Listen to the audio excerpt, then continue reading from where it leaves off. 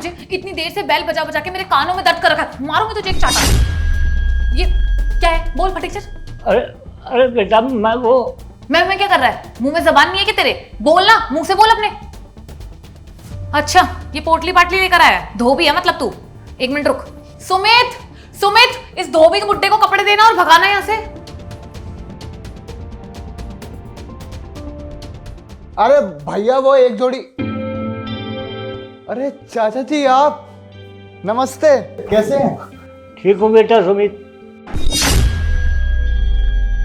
अरे साक्षी, ये कोई धोबी नहीं है, मेरे चाचा जी हैं, गांव से आए हैं। क्या कहा सुमित तुमने? चाचा जी? वो भी ऐसे हुलिये में? अरे यार तुम्हें नहीं पता, लोग गांव में ऐसे ही रहते हैं। और सुनो, चाचा जी आए हैं, उनके लिए चाय पानी का प्रबंध करो। इस बुड्ढे का तो ना इतना अच्छा चाय पानी का प्रबंध कराऊंगी ना, अपनी ये पोटली लेके ना वापस गांव भागेगा। लाती हूँ बेबी अभी चाय पानी। चाचा जी आइए ना, बैठिए।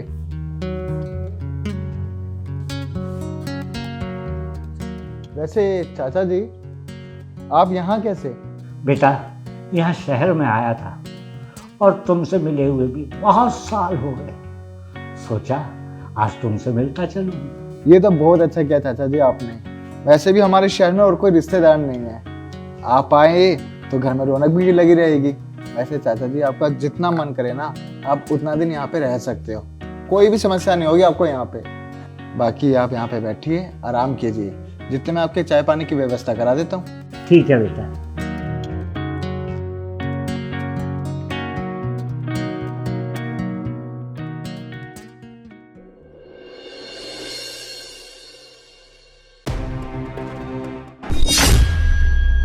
बिस्किट खाने आए क्या यहाँ पर? खड़ा हो और निकल। मिल लिया ना सुमित से? अरे बेटा तुम कैसी बातें कर रही हो? कैसी क्या बातें कर रही हूँ? यहाँ पर ना मैंने तेरे खाने पीने का कोई बंदोबस्त नहीं करा है, लेकिन तेरे गांव जाने का ना पूरा बंदोबस्त करा है। तुझे पता है मेरा फ्रेंड सर्कल कितना हाई क्लास है? अगर मेरी फ्रेंड आएंगी ना घर पे और वो तुझे देखेंगी तो मेरी बहुत बेइज्जती होगी, क्योंकि मैं उन्हें क्या बोलूंगी कि चाचा जी आए हैं गाँव से, वो भी इतने गंदे कपड़े पहन के, कुर्ता पजामा पहन के। क्यों बेटा, इन कपड़ों में बुराई क्या है? गांव में सभी लोग ऐसे कपड़े पहनते हैं और इन कपड़ों को अच्छा माना जाता है। तो इन कपड़ों में अच्छाई भी क्या है?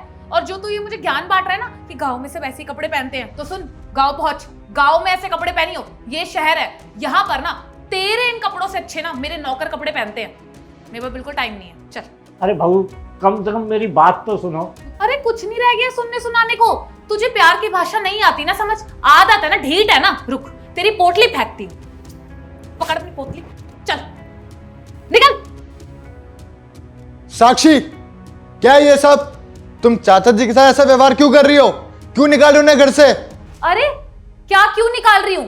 कुछ देर में मेरी फ्रेंडें आने वाली हैं, समझ गए तुम? और तुम्हें पता है ना वो सारी कितनी हाई क्लास हैं, कितनी रेपुटेटेड फैमिली से हैं। अगर उन्होंने इस चाचा जी को घर में देख लिया ना तो मेरी इज्जत की धज्जियां उड़ जाएंगी। इन्हें कपड़े पहनने का सेंस नहीं है, पता नहीं क्या धोती कुर्ता सा पहनकर आ गए मेरे घर में। मुझे ये घर में नहीं चाहिए, निकालो। बस करो तुम, तुम्हें और तुम्हारी सहेलियों को अच्छे से जानता हूं मैं। चाचा जी कहीं नहीं जाएंगे यहाँ से। तुम्हें आइडिया भी नहीं है कि चाचा जी ने मेरे लिए क्या क्या किया है। अरे क्या किया होगा इन्होंने? इनका हुलिया देख के ना साफ साफ पता लग रहा है कि कुछ नहीं किया होगा इन्होंने तुम्हारे लिए। तुम्हें पता है, मेरे पिताजी के गुजरने के बाद मेरी माँ के पास बिल्कुल पैसा नहीं था। हमारे पास घर चलाने के भी पैसे नहीं थे। तब चाचा जी ने हमारी मदद करी। मुझे पढ़ाने के लिए चाचा जी ने अपनी ज़मीन तक बेच दी ताकि मैं पढ़ सकूं। ये जो लाइफ तुम जी रही हो ना, ये सिर्फ चाचा जी की बदौलत जी रही हो। अगर चाचा जी मेरी पढ़ाई का खर्चा ना उठाते, मुझे नहीं पढ़ाते, तो आज हम यहाँ पे नहीं होते। जिस पोजीशन पे मैं हूं आज, या फिर जो तुम लग्जरी लाइफ जी रही हो, ये सिर्फ चाचा जी की वजह से जी रही हो। अगर चाचा जी ने मेरा साथ नहीं दिया होता ना, तो मैं दर दर की ठोकरें खा रहा होता। इंसान को है ना, उस शख्स को कभी नहीं भूलना चाहिए जो बुरे टाइम में उसका साथ देता हो। और चाचा जी है वो इंसान। ये सब कुछ, पैसा, घर, गाड़ी, ये सब कुछ चाचा जी के आगे कुछ भी नहीं है। इसलिए जो तुमने गलती करी है ना, हाथ जोड़ के माफी मांगो उनसे। Sumit, I am really sorry. मुझे सच में नहीं पता था कि तुम्हारी जिंदगी में तुम्हारे चाचा जी का इतना इम्पोर्टेंट रोल है, प्लीज़ मुझे माफ़ कर दो। चाचा जी देखिए, मुझसे जो गलती हुई वो माफ़ी के लायक नहीं है, मैंने आपसे बहुत बदतमीज़ी करी, लेकिन प्लीज़ बड़े होने के नाते तो आप बच्चों को माफ़ कर सकते हैं ना। अरे बेटा, तुम मुझसे माफ़ी मत मांगो, हमारे साथ तो अक्सर ऐसा होता ही रहता है। सबसे अच्छी बात तो ये है कि तुम्हें अपनी गलती का एहसास हो गया। थैंक यू सो मच चाचा जी। अच्छा, आप ना आराम से बैठिए, मैं आपके लिए खाना बना के लाती हूँ। ठीक है बेटा।